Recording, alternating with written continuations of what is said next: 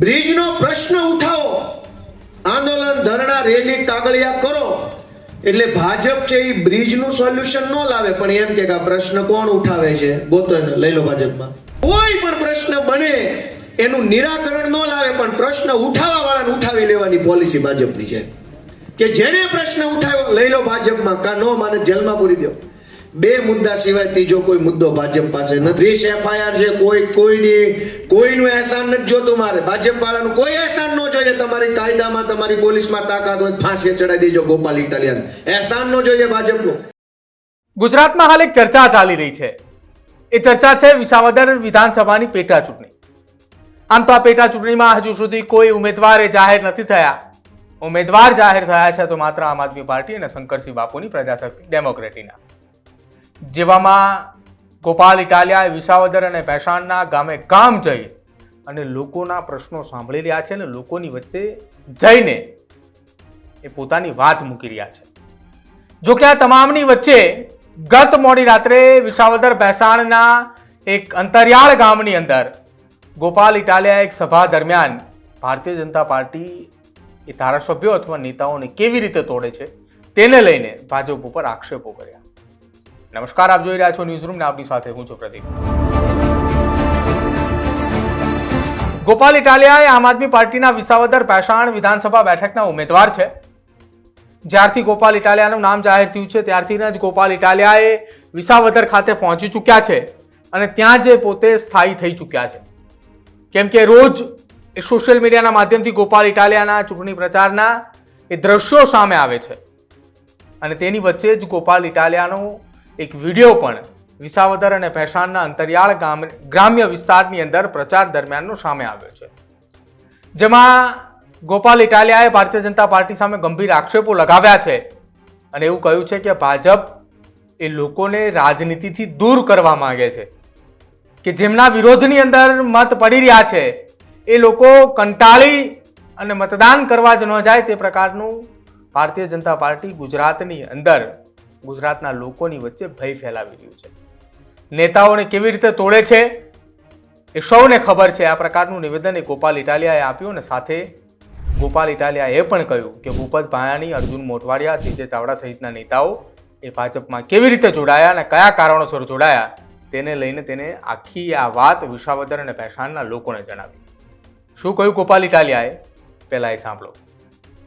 આમાં એકેય માણસ ન વધવો જોઈએ અને એટલે શું કરે કે તમારા ગામનો નાળાનો પ્રશ્ન હોય, આ બ્રિજ બને છે એનો બ્રિજનો પ્રશ્ન ઉઠાવો, આંદોલન, ધરણા, રેલી, કાગળિયા કરો એટલે ભાજપ છે એ બ્રિજનું સોલ્યુશન ન લાવે, પણ એમ કે આ પ્રશ્ન કોણ ઉઠાવે છે ગોતો ને લઈ લો ભાજપમાં. હું ભાવે આવે છે. તમે એમ કહો કે ટેકાના ભાવે ખરીદી કેન્દ્રની અંદર ખાંડી 1000 રૂપિયાની કટકી માંગે છે તો ભાજપ વાળા એ કટકી બંધ ન કરાવે, એમ કે અવાજ કોણ ઉઠાવે છે, કોણ છે ગોતો, હું ભાવે આવે છે લઈ લો. તમે એમ કહો કે અહીંયા રોડ ખરાબ છે, આંદોલન, રોડ નહીં બનાવે ભાજપ, એમ કે છે કોણ છે રોડનું આંદોલન, લઈ લો ભાજપમાં. પૈસા જ નથી માંગતો, એક FIR કરાવી દો તો આની ઉપર અને લઈ લો પછી હળું કરી ગોડાઉનમાં નાખો. આવું સાચું બોલું છું ખોટું? યા કાકાએ ભાઈ ને ગોલાભાઈ ત્રણે ડોકું હલાવ્યું, એ ભાઈ વાહેથી તમે હલાવ્યું. પ્રશ્ન સમાજમાં ગમે મને, ખેડૂતનો પ્રશ્ન, વેપારીનો પ્રશ્ન, રત્ન કલાકારનો પ્રશ્ન, માલધારી ભાઈઓનો પ્રશ્ન હોય, કોઈ પણ પ્રશ્ન બને એનું નિરાકરણ ન લાવે, પણ પ્રશ્ન ઉઠાવવા વાળાને ઉઠાવી લેવાની પોલિસી ભાજપની છે કે જેને પ્રશ્ન ઉઠાવ્યો લઈ લો ભાજપમાં, કા નો માને જેલમાં પૂરી દો.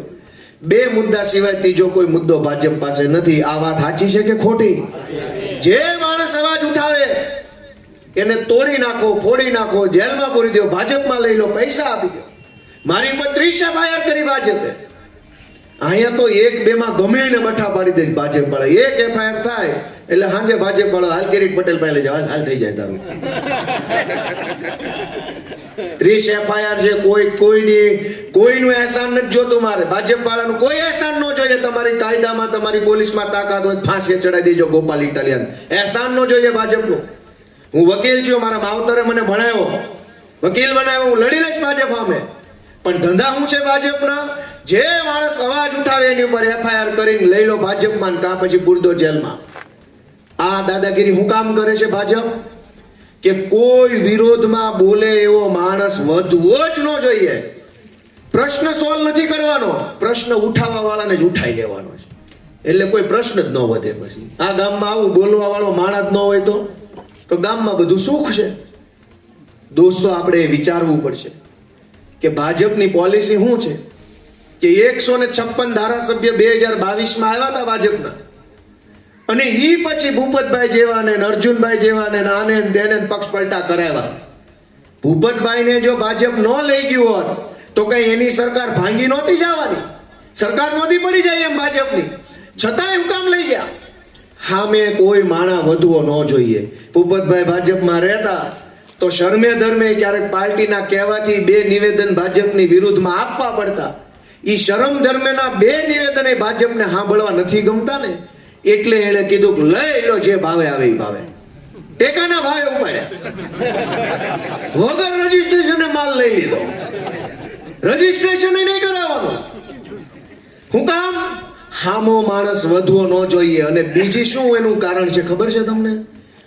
જેટલા હોય એટલાને વેચાતા લઈ લેવાના, ડરાવી ધમકાવીને ભાજપમાં લઈ લેવાનું બીજું મોટામાં મોટું કારણ ઈ છે કે માણસને કંટાળો લાવી દો. રાજકારણથી બધા આઘા ભાગવા જોઈએ. આ બહુ રસ લેવા માંડ્યા છે ને, એમાં ભાજપની વિરુદ્ધમાં હાલે છે. જેને હોય એને ખરીદો, જેને હોય એને જેલમાં પૂરો. ગામ કંટાળી જાય, ગામ હરેરી જાય, ગામ આઘાતમાં આવી જાય, ગામ અંદરથી થાકી જાય. મૂકો લપ પડતી કોઈ પાર્ટી નહીં ભાઈ, હું મારી વાડીએ છું, મન ન બોલાવતો મીટિંગમાં કોઈ નહીં. થાય કે નહીં? ગામને કંટાળો લાવી દેવા માટે થઈને આ કોશિશ ભાજપ કરે છે. ભૂપતની જરૂર નથી ભાજપને, તમને કંટાળો લાવી દેવાનો છે. રાજકારણમાંથી કંટાળો લઈને વાડીએ વૈયા જાવ તો ભાજપની વિરુદ્ધના એટલા મત ઘટતા થાય. આ પ્લાનિંગ હાલે છે. હું સાચું બોલ્યો કે ખોટું? આપણને સીધી રીતે હરાવી શકે એમ નથી ભાજપ, એટલે આપણને કંટાળો લાવી દે, આપણને થકવી નાખે, આપણને એમ થાય કાંઈ કરવું જ નથી ભાઈ. કોઈ પાર્ટીની સભા અમારા ગામમાં ન લાવતા. હું કામ? કે સભાઓ થાતી રહે, મિટિંગો થાતી રહે, વળી હામા મત આપતા રહે, વળી ભાજપને ઉપાડી રહે. એટલે આ ધંધો કરે છે. પણ તમારે બધાએ આ વખતે નિર્ણય છે ને બહુ મોટો નિર્ણય કરવાનો છે. કેમ કે વિસાવદરની ચૂંટણી આમ જોઈએ તો માત્ર 1.5 વર્ષની ચૂંટણી છે. માત્ર 1.5 વર્ષ. 1.5 ઘટશે મને એવું લાગે છે. કેમ કે અત્યારે હમણાં હજુ ચૂંટણી આવશે, એ આવીને પૂરું થાય ને ખળોબળું લેવાઈ જાય ને ચૂંટણીની હાર જીત થાય ત્યાં 3 મહિના એમ ટૂંકા થઈ જાય, ખળા થઈ જાય. તો વિસાવદરની અંદર ગોપાલ ઇટાલિયાએ પેટા ચૂંટણી માટેના પ્રચારમાં લાગી ચૂક્યા છે. જો કે આ પ્રચારની અંદર તેમની સાથે ઈસુદાન ગઢવી સહિત આમ આદમી પાર્ટીના કેટલાક મોટા નેતાઓ પણ છે. અને તમામની વચ્ચે જ્યારે ગોપાલ ઇટાલિયાએ વિસાવદરના ગ્રામ્ય વિસ્તારની અંદર પ્રચાર કરી રહ્યા હતા તે દરમિયાન તેમને ગામના લોકો સાથે સંવાદ કરતા કહ્યું કે ભૂપત ભાયાણી, અર્જુન મોઢવાડિયા, સીજે ચાવડા હોય કે બીજા અન્ય કોઈ નેતા હોય કે જે ભારતીય જનતા પાર્ટીનો વિરોધ કરે છે, આ તમામ નેતાઓને રૂપિયા આપવામાં આવે અને પછી ખરીદવામાં આવે, અને જો રૂપિયાથી ના ખરીદાય તો તેને ડરાવવામાં આવે છે, તેની ઉપર પોલીસ ફરિયાદ કરવામાં આવે છે.